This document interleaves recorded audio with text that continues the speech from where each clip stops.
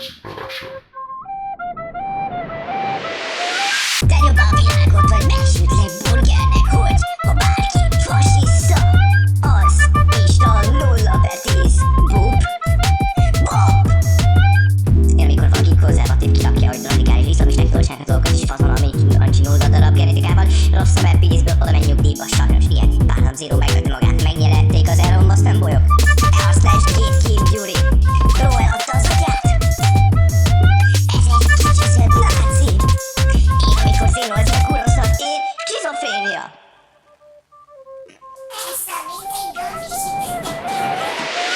Hogy lettem volna 2001. szeptember 11-én volt az ikertőnkban, te szarsimbozsák. Ez nem kísérletképpen volt, te bukott angyal, Slenderman. Bazd meg, gyere box, te skinwalker van az író. Ja, hogy miatta vannak inkluzív gondolataim. Mi az anyád faszára, te mondolódsz, ha meg, igen, mi a bioreaktorba, r/gatekeep Gyuri. Ha bárki fasít, az én szerint 0/10.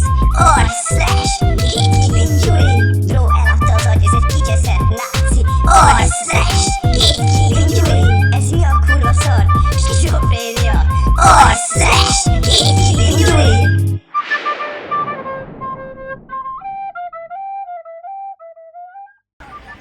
Jönnek a kurva értesítések!